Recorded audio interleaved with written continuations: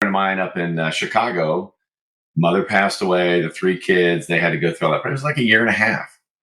Year and a half, they had to keep the house. They, had to deal with the upkeep because you're eventually going to sell it, right? So you want to make sure it stays in lawn because they're all in different states. You had to pay somebody to come in, take care of the lawn. You hope it's looking good, right? And so that's something that you've got to think about. Whereas, just like you said, it could have been a quicker transfer just simply by joint ownership. So that's item number two. So item number three is really important on the beneficiary designations, right? Beneficiary. Most people, when they think of something like that, they think of life insurance. Obviously, the company we work with, we do life insurances there, and you go through the beneficiary process and things like that, and you name who you want your beneficiary to be.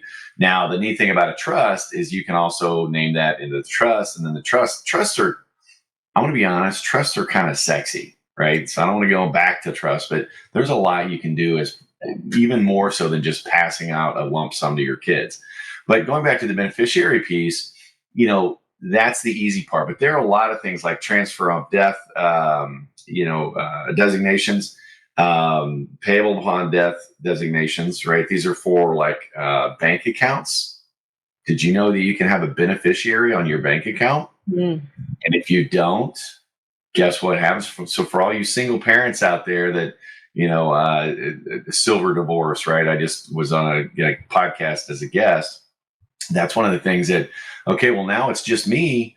Do you have either the child or a child on as a joint owner so they can help your bills and pay your bills and stuff like that? Or, we talk about the financial power of attorney or something like that.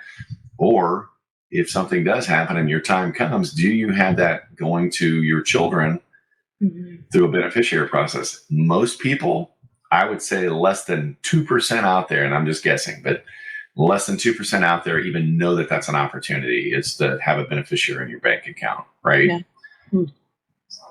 Yeah, I didn't know that you could do that. I was just thinking about my Facebook account. Asks who my legacy person is, who can run my Facebook when I pass.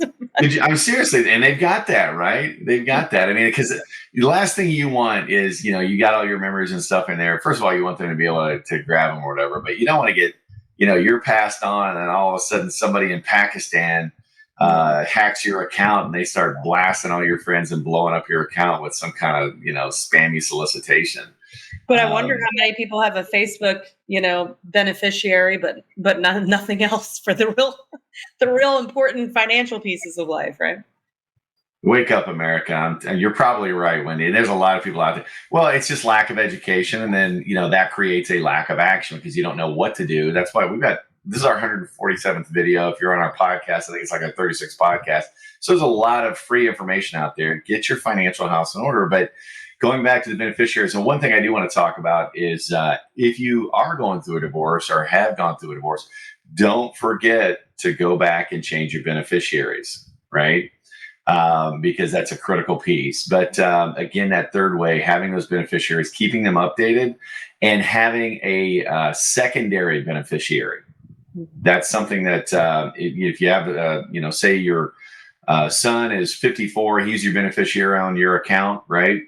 If something happens to that son and you don't have a backup contingent beneficiary, all that tax protection is gone.